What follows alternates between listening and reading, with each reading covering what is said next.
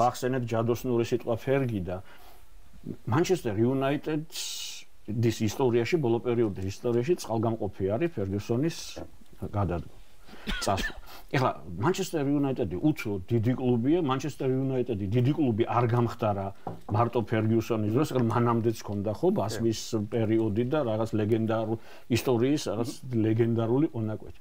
მაგრამ როგორც გაირკვა Manchester United-ი არის კლუბი, რომელზეც ძალიან მოქმედებს ეპოქის დასასრული და მე არის ჩავარდნა.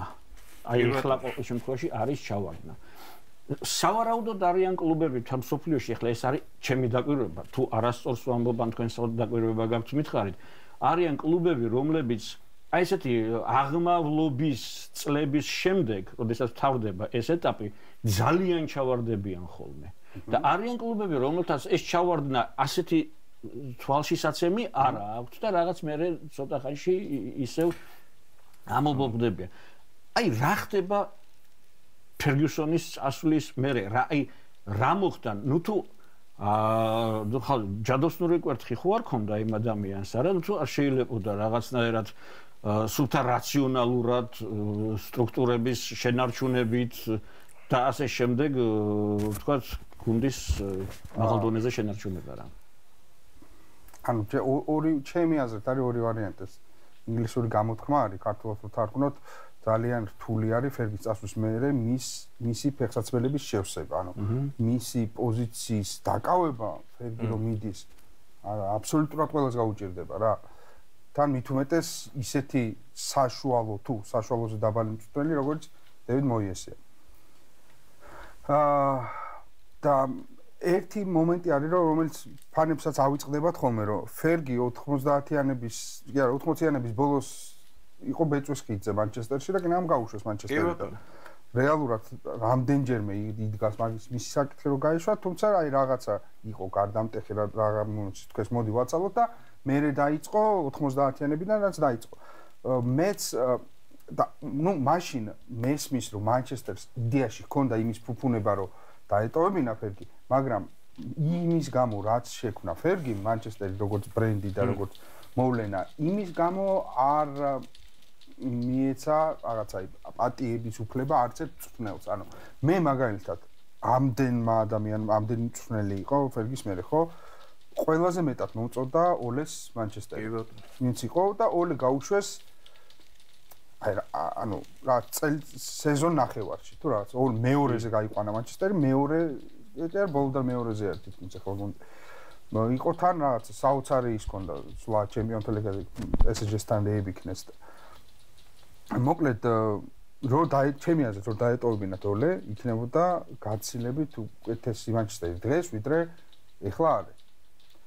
ან იმის თქვა მინდა რომ თუ საქმე არ მიდის კარგად რაღაცა ვიცი რომ ეგეთი არ არსებობს რა რომ ვიღაცა დაუსტვინო ვიღაცა მოიყვანო და გამოაცხო უცებ კარგი გუნდი რა ერთ სეზონში მწვრთნელმა გამოაცხოს გუნდი ეგეთი რაღაცა არ ამგონია წლევანდელ ფეხბურთს ზოგადად რომ მოხდეს ასე რომ თუ ვიღაცა პირველივე სეზონში ძალიან მაგარი შედეგი არ დადო ეგრევე აითვალწუნებენ რომ ეს ცუდი მწვრთნელია და დაიწყებენ ფიქრ შეცვლაზე ბაზარზეც ახლა არ არის ეგეთი მწვრთნელი რა ჩემი აზრით არის რა ვიცი ტოპ მწვრთნელებიდან 3 ან 4 დღეს ვისაც სიამოვნებით ვიხილავდი მანჩესტერში, მაგრამ არ არიან თავისუფლები რა ისენი რა. ვერ მოვიხარი აბა ვინ? ნუ ერთ გვარდიოლა, უბრალოდ მე არ ვიხილავდი სიამოვნებით გვარდიოლას მანჩესტერში, იმას არ ვამბობ, თუ მაგალი დონის მსვლელი არ არის. უბრალოდ გვარდიოლას სტილი რაც სიტიში ქონდა ბოლოს, ის საყურებლად ჩემთვის არ არის ესეთი რა ქვია. ჩემ გემოვნება არ ემთხვევა. გვარდიოლაზე გაცილებით მეტად მიუხედავად იმისა, რომ ლივერპულის ლეგენდა უკვე ვისურვებდი კლუბს მანჩესტერში, მაგრამ ყველაზე მეტად ალბათ მინდა ინზაგი. და ნუ ინზაგი არ გამოვა რა. რატო არ გამოვა? ანუ ჯერ არ გამოვა. რატო გინდა და რატო? ინზაგი არის ყველაზე უფრო ჩემი აზრით პრაგმატული, შედეგზე ორიენტირებული ისეთი მწვრთნელი, რომელიც ფეხბურთს არ კლავს. აი ეგეთი, ანუ ისე თქვა მინდა, ოდნავ ჩემი აზრით, ოდნავ სანახაობრივი, ოდნავ უკეთესი ფეხბურთის მოთამაშე სიმეონე არის ინზაგი. გასაგებია. სანდრო, მოდი ახლა ესეთი რამ წერან შენ ძალიან კარგად ახსენე, რომ აცალეს ფერგიუსონს 80-იან. კი, რა თქმა უნდა, ეგ ვიცით, ზუსტად როცა გაგდების პირას იყო, მაშინ იგებდა რაღაც თამაშებს და დატოვეს. დღევანდელ ფეხბურთში ეგეთი რამე მე მგონი შევთანხმდეთ წარმოუდგენელია. დღეს სხვა გიჟური ტემპია, ამდენს არავინ არ გაცლის 4 წელი გუნდის შენებას. მეტად თუ რაღაცა ძალიან დიდი გუნდზე არის საუბარი. სხვა რაღაცა. აჩნია რომელ კლუბში, მაგრამ მანჩესტერში. ხო, მანჩესტერ იუნაიტედში და ესეთი გრანდში არ გაცდიან და მეორე ძალიან საინტერესო რაღაცა თქვა მაიკლ ოუენმა მანჩესტერთან დაკავშირებით. აიო, ლივერპულშიო ტრადიციებს პატივისცემენო რა. და მანჩესტერში აბსოლუტურად ყველანი გაუშვესო, რა მზარეულიდან დაწყებულიო, კლუბში რო შედიხარ და ფეხბურთელმა რო უნდა იგრძნოს პატივისცემა, აი ვისთან ერთადაც ალაგებდა ის სიტყვაზე, ან საჭმელს აკეთებდა რაღაცა ის ხალხი აღარ დახვდა თუ ამან გაუცხოება გამოიწვიაო და მანჩესტერის დაცემა დაიწყო მაკედანო, რაც ამ რედკლიფმა გააკეთაო, ანუ ერთბაშად დაასუფთავა მთელი კლუბიო რა. არ ვიცი რამდენად არის ახლა ეს შიდა სამზარეულო მოსპოო და რაც მანჩესტერს ჰქონდა ეს ტრადიციული ისინი აღარ არსებობსო. რა ვიცი ხა ეს რამდენად არის. ეგ მაინც შედეგი მგონია ილია იცი ვიდრე მიზეზი რა. ახლა მზარეულის გაშვებით და სიტყვაზე სხვა მზარეულის მოყვანით შეიძლება საყვარელი მზარეული შეიცვალა კლუბი და ამით რაღაც აურის ნაწილით შეიცვალა, მაგრამ ალბათ მაინც სხვა რაღაცა კანტონამაც ეგა თქვა. კანტონამაც ეთქვა, ეხლა იქ სტადიონის იმას რო აპირებენ. ხო, ეგ ძველ ფეხბურთელებს, ზოგადად ფეხბურთელებს კი ყველას რა სენტიმენტები ხო გვაქვს ძველის მიმართ. მე ჩემი პერიოდის ფეხბურთი მიყვარს. ეხლა ვინც ეხლა იზრდება სამომავლოდ კი იქნება, მაგრამ ის იტყვის რომ რა ვიცი, მე რო ყავს ნანახი ესე რა ქვია მესი და რონალდო შენ რა იცი, მე რო ვიღაცა გაიზრდება ერთი თაობის შემდეგ იტყვის რომ მე რო ჰალანდი მყავს ნანახი რა იცი მესი და რონალდო, მე რო ვიღაცა იტყვის რომ მე ყავს ნანახი და ესე მივდეთ, ანუ ყოველთვის ჩვენი რაღაცა გვიყვარს და ფეხბურთელებს განსაკუთრებით ისეთ ოდიოზურ და დიდ ფიგურებს როგორც კანტონა, კინია თუნდაც ყოველთვის რაღაცა ეს ტრადიციული სადმი რაღაცა ისეთი დამოკიდებულება აქვს რა და მესმის მათი, მაგრამ შეიძლება მე არ ვიზიარებდი, მაგრამ მათი აზრი მესმის და მათი მოტივიც მესმის, რომ აი ის ძველი იყო რაღაცა ეს კომფორტი და რაღაცა ესეთი გარემო, რომელიც კარგი იყო მათთვის. თუმცა ეს არ ნიშნავს იმას, რომ ახალი თუნდაც ახალი მზარეული პირობითად უარესი იქნება ვიდრე ძველი მზარეული. ხო, მე მზარეული სიტყვაზე ვთქვი თორე ადმინისტრატორი და ის მომზადების მწვრთნელი ვთქვი და ესეთი რაღაცები ვთქვი. არა, ნახე იცი თეორიულად შეიძლება მან როგორი რაღაცა იცი არის თქვათ რაღაცა სტრუქტურა, რაღაც კლუბი თავის ტრადიციით, თავისი რაღაც მზარეულით თუ იმითი დამთავრებული და ამ კლუბში იცვლება მწვრთნელები და კლუბი აგრძელებს ცხოვრებას რაღაც გარკვეულ დონეზე, მაღალ დონეზე. და მანჩესტერ იუნაიტედში არ არის გამორიცხული, რომ ფერგიუსენის ფაქტორი იყო გაცილებით მეტი ვიდრე სტრუქტურა, ვიდრე ყველაფერი სხვა. და ამდენად ეს რო წავიდა, ის კი არ მოხდა, რომ თქვათ რაღაც არსებულ სისტემაში მწვრთნელი შეცვალა, თუნდაც ძლიერი შეცვალა სუსტმა და ამიტომ ცოტა დონემ დაიწია, მაგრამ მაინც არა. აქ იყო რაღაც იდეა წავიდა რაღაც თითქოს რა. ზუსტად კი. იდეაც წავიდა და აიცით რა, ეხა არ ვიცი, ეგ რამდენად არის ფინანსებში როგორ ჯდება 2 მილიონ ევროს უხდიდნენ წელიწადში, ხო ფერგიუსონს და 2 მილიონ ევრო ანტონის რამდენი თვის ხელფასი იყო. ხო და ეხა იცით რაღაცას პატივი უნდა სცენა. მოყავს საერთოდ ბალასტი ფეხბურთელი და იმაში ყრი ფულს და ამ დროს ფერგიუსონში გენანება, რა ვიცი, ცოტა ის აი მან სწორედ მაგაშია საქმე, მწვრთნელის ავტორიტეტი, მისი წონა, მისი არ ვიცი, ყველაფერი რა, აურა, გომელსკი რო იყო, ალექსანდრე გომელსკი, კალათბურთის ხო, საბჭოთა კავშირის ნაკრების და CSKA-ს მწვრთნელი. იმას აქვს მე 90-იან წლებში ნათქვამი ასეთი რაღაცა.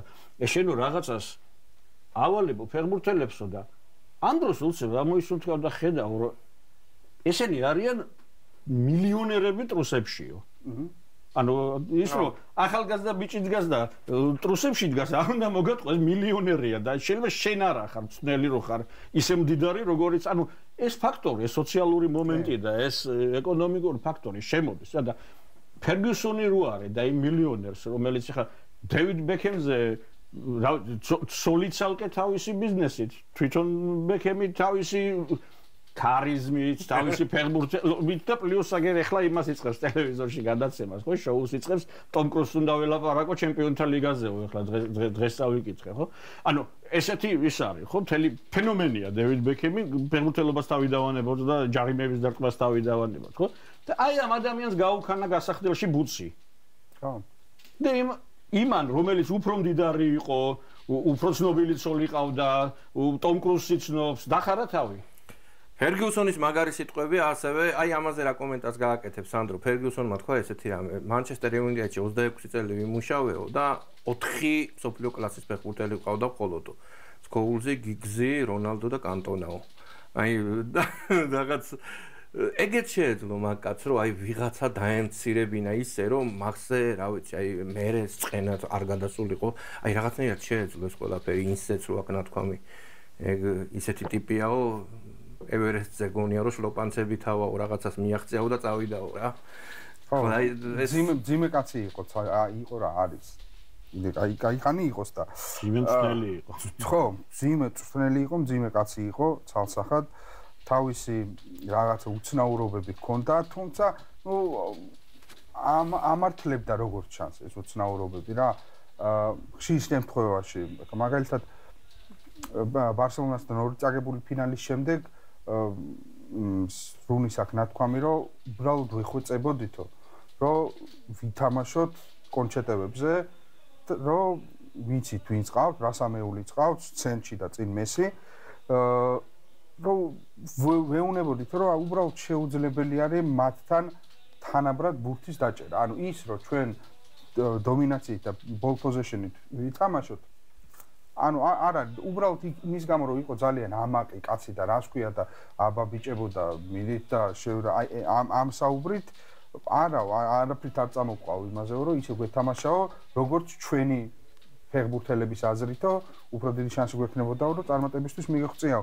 ოღონდ იგივე და აქ დადასტურებული რიოსაც მაგრამ ცხადია რომ ვერავინ ვერ გაბედავდა რომ შეწინააღმდეგებოდა ფერგის ამაში რომ აი მოდი ესე ვქნათ არა ეგ ქონდა ავტორიტეტი და კი ბატონო მაგაც მის ავტორიტეტზე იდგა კლუბი და მისი ავტორიტეტი იყო ის აი რა შემადგენლობითაც მოუგო არსენალს 8-2 რა აი იმ შემადგენლობით დღეს რა ვიცი ნებისმიერი გუნდი იქნება იმაზე ოდნავ მაღლა ვიდრე არის ახლა მანჩესტერი რა ვიცი მე-13-ზე მე-12-ზე რა შემადგენლობებით თამაშობდა იმას რა ქვია რომელი წლის ეს იყო ნახევარ აი ვალენსია რო თითქმის ლიდერი იყო და ახლობებით ანუ მე მგონია ვოლფსბურგი რო იყო გერმანიის ჩემპიონი მაგ გუნდს მე მგონი თუ არ ვწდები რომელიღაც გერმანულ ან ვერდერთან ან ვოლფსბურგთან აქ მოგებული თამაში 3-0 სადაც ითამაშა 7 ნახევარმცველი აქედან 3 დაცვაში იდგა იმიტომ რომ ფიზიკურად მცველი არ ყავდა ერთადერთი მცველი ვინც თამაშობდა თუ სწორედ მახსოვს იყო ევრა ნახევარდაცვაში იყო აი სუ დანარჩენი 3 კაცი დაცვაში ნახევარმცველი იყო და აი ამ შემადგენლობებით იგებდა ძალიან მნიშვნელოვან თამაშებს. ამას ვერ გააკეთებ ისე თუ აი რაღაცა ავტორიტარული რეჟიმი არ გაქვს დამყარებული გუნდში რა ჩემი აზრით ურთულესია. ნუ ამას თავისი პლუსებიც აქვს, თავისი მინუსებიც, თუმცა ნუ ჩემი აზრით ფერგი იყო უფრო დიდი ვიდრე კლუბი მაგ დროს რა.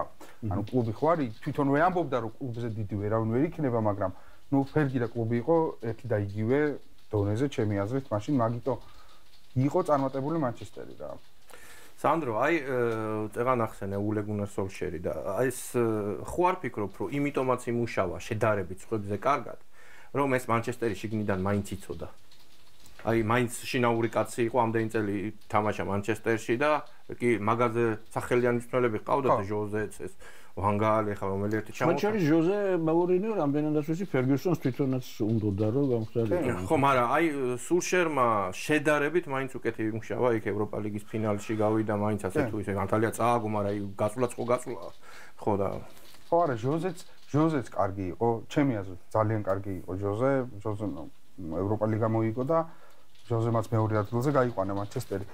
ორლეს მთელი მუღამი იყო ის რომ აი ბავშვები მაშინ ბავშვები იყვნენ ვისაც იცნობდა დიდი ხანი რაშფორდი ძირითადად და გარშემო ხალხი ლინგარდი და მანჩესტერის თავობა ძალიან კარგი ესეთი მენტორული კარგი ბიძის ეს იპოვა როლი თვითონ და კარგად გამოსდიოდა საუბარი გასახდელთან.